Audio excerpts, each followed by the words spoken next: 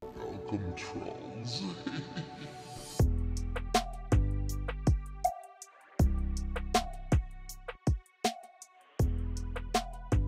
First sees all.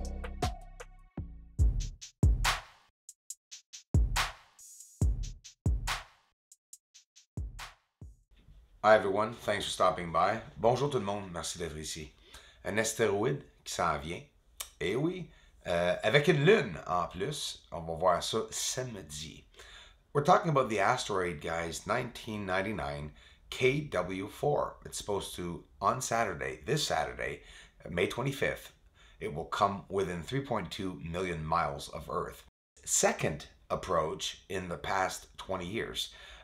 This is considered close, but we're still talking about 3.2 million miles away from Earth. Considering the amount of the scientists may be wrong, which they are often not wrong very much on the flyby. But it's pretty interesting, and let's go look at some of the features real quickly of this asteroid coming Saturday. So briefly, we're talking about a binary system. Yeah, I know people are going to hate me for this, but it's pretty big. We're talking about an asteroid and its own moon. It's classified as a near-Earth object and potentially a very hazardous asteroid. It is part of the Aten group of asteroids, also a Mercury crosser. The Aten asteroids are a dynamical group of asteroids whose orbits bring them into proximity with Earth. By definition, Atens are Earth-crossing asteroids. And this is just a glimpse of what my sky has looked like for the past almost 4 weeks. And the clouds are very, very low. And it's always nice, of course, when the sun shines through that. This is sunset, and that's what it looks like. Some nice close-up surface, and of course, the haze and stuff. There's only so close that we can get, but it's beautiful views, you know. Getting a chance to see the surface like that is pretty cool.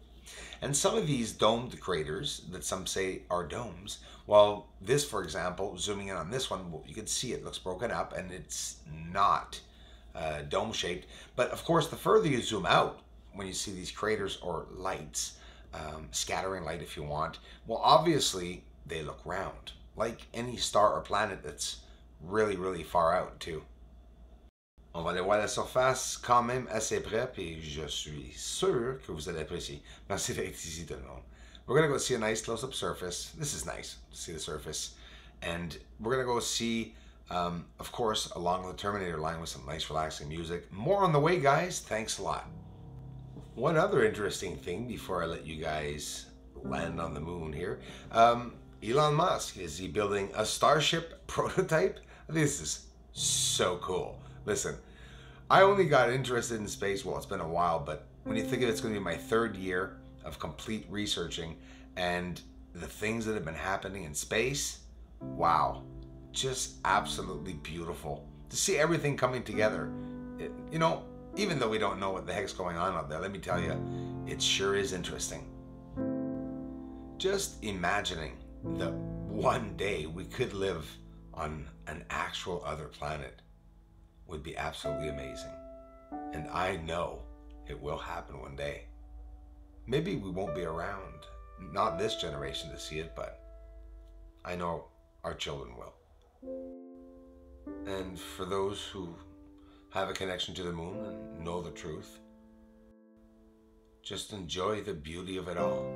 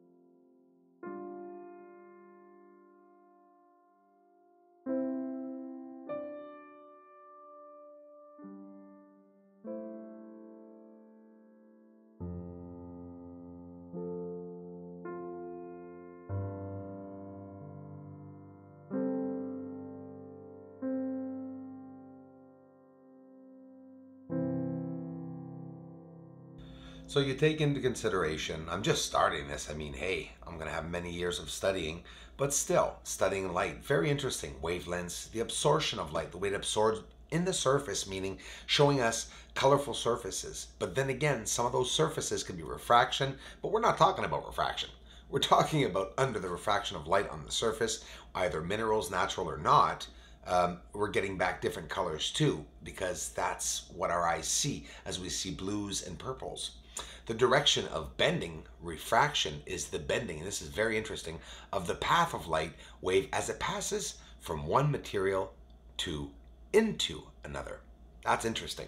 So the refraction actually occurs at the boundary and is caused by a change, get this, in the speed of light wave upon crossing that boundary, the terminator line. Now that's just me, okay? It's not written anywhere. I'm just, thinking. So check it out. Triangular symmetry, definitely, right? And see as the exposure goes down, no tampering, just bring it down, that exposure, check it out. But when you bring it down, you can see the difference, and some square areas, some circles, and some triangles.